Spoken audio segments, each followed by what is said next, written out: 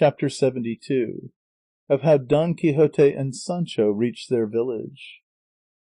All that day Don Quixote and Sancho remained in the village and inn waiting for night, the one to finish off his task of scourging in the open country, the other to see it accomplished, for therein lay the accomplishment of his wishes.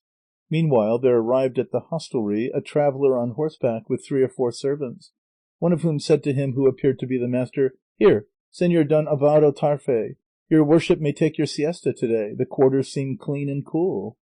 When he heard this, Don Quixote said to Sancho, "Look here, Sancho, on turning over the leaves of that book of the second part of my history, I think I came casually upon this name of Don Alvaro Tarfe." "Very likely," said Sancho. "We had better let him dismount, and by we can ask about it." The gentleman dismounted, and the landlady gave him a room on the ground floor opposite Don Quixote's, and adorned with painted serge hangings of the same sort. The newly arrived gentleman put on a summer coat, and coming out to the gateway of the hostelry, which was wide and cool, addressing Don Quixote, who was pacing up and down there, he asked, "In what direction is your worship bound, gentle sir?" "To a village near this, which is my own village," replied Don Quixote. "And your worship, where are you bound for?" "I am going to Granada, señor," said the gentleman, "to my own country." "And a goodly country," said Don Quixote.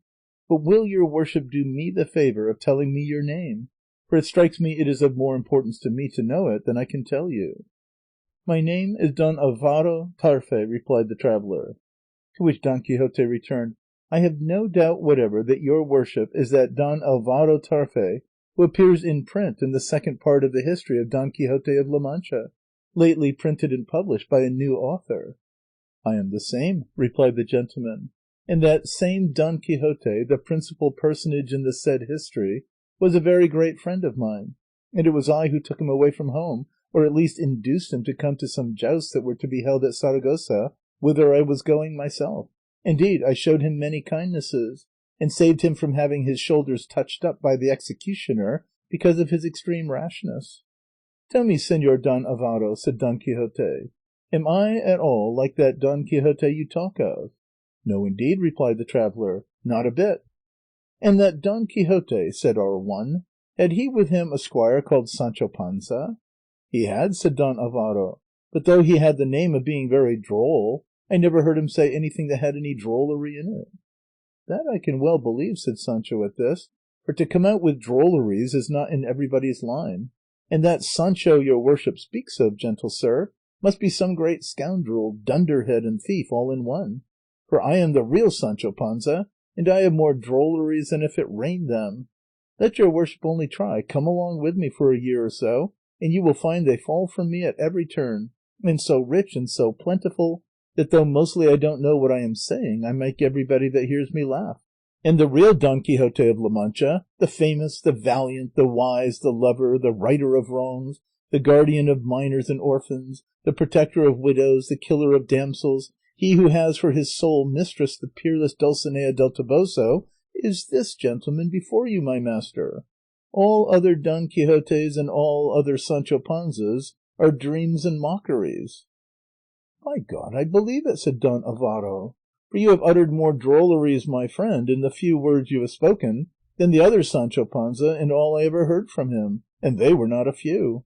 He was more greedy than well spoken, and more dull than droll, and I am convinced that the enchanters who persecute Don Quixote the Good have been trying to persecute me with Don Quixote the Bad. But I don't know what to say, for I am ready to swear I left him shut up in the Casa del Nuncio at Toledo, and here another Don Quixote turns up, though a very different one from mine." "I don't know whether I am good," said Don Quixote, "but I can safely say I am not the bad, and to prove it, let me tell you, Señor Don Alvaro Tarfe, I have never in my life been in Saragossa. So far from that, when it was told me that this imaginary Don Quixote had been present at the jousts in that city, I declined to enter it, in order to drag his falsehood before the face of the world. And so I went on straight to Barcelona, the treasure house of courtesy, haven of strangers, asylum of the poor, home of the valiant, champion of the wronged, pleasant exchange of firm friendships, and city unrivalled in size and beauty. And though the adventures that befell me there are not by any means matters of enjoyment, but rather of regret, I do not regret them, simply because I have seen it. In a word, Señor Don Alvaro Tarfe, I am Don Quixote of La Mancha, the one that fame speaks of, and not the unlucky one that has attempted to usurp my name and deck himself out in my ideas. I entreat your worship, by your devoir as a gentleman, to be so good as to make a declaration before the alcalde of this village that you never in all your life saw me until now, and that neither am I the Don Quixote in print in the second part, nor this Sancho Panza my squire, the one your worship knew. That I will do most willingly, replied Don Alvaro, though it amazes me to find two Don Quixotes and two Sancho Panzas at once, as much alike in name as they differ in demeanour. And again I say and declare that what I saw I cannot have seen, and that what happened me cannot have happened. No doubt your worship is enchanted, like my lady Dulcinea del Toboso, said Sancho, and would to heaven your disenchantment rested on my giving myself another 3,000 and odd lashes, like what I'm giving myself for her, for I'd lay them on without looking for anything. I don't understand that about the lashes, said Don Alvaro. Sancho replied that it was a long story to tell, but he would tell him if they happened to be going the same road. By this dinner time arrived, and Don Quixote and Don Alvaro dined together. The alcalde of the village came by chance into the inn together with a notary, and Don Quixote laid a petition before him, showing that it was requisite for his rights that Don Alvaro Tarfe, the gentleman there present, should make a declaration before him that he did not know Don Quixote of La Mancha, also there present, and that he was not the one that was in print in a history entitled Second Part of Don Quixote of La Mancha by one Avellaneda of Tordesillas. The alcalde finally put it in legal form, and the declaration was made with all the formalities required in such cases, at which Don Quixote and Sancho were in high delight, as if a declaration of the sort was of any great importance to them, and as if their words and deeds did not plainly show the difference between the two Don Quixotes and the two Sanchos. Many civilities and offers of service were exchanged by Don Alvaro and Don Quixote, in the course of which the great Manchegan displayed such good taste that he disabused Don Alvaro of the error he was under, and he on his part felt convinced he must have been enchanted, now that he had been brought in contact with two such opposite Don Quixotes. Evening came, they set out from the village, and after about half a league two roads branched off, one leading to Don Quixote's village, the other the road Don Alvaro was to follow. In this short interval Don Quixote told him of his unfortunate defeat, and of Dulcinea's enchantment and the remedy, all which threw Don Alvaro into fresh amazement, and embracing Don Quixote and Sancho he went his way, and Don Quixote went his.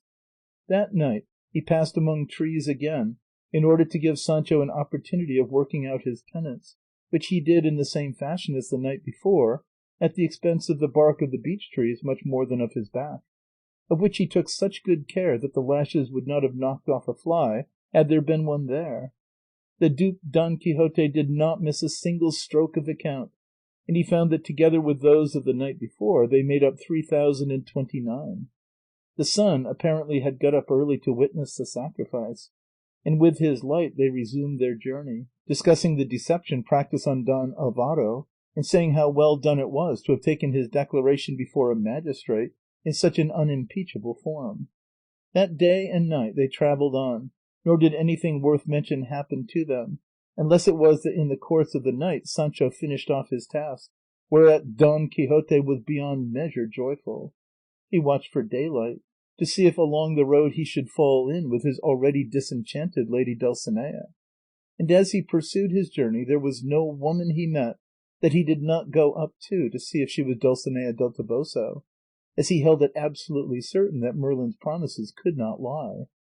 Full of these thoughts and anxieties they ascended a rising ground, wherefrom they descried their own village, at the sight of which Sancho fell on his knees, exclaiming, "Open thine eyes, longed for home, and see how thy son Sancho Panza comes back to thee, if not very rich, very well whipped.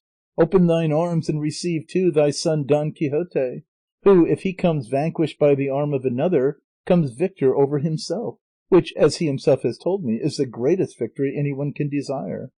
I'm bringing back money, for if I was well whipped I went mounted like a gentleman." "Have done with these fooleries," said Don Quixote. "Let us push on straight and get to our own place. where we will give free range to our fancies, and settle our plans for our future pastoral life." With this they descended the slope, and directed their steps to their village.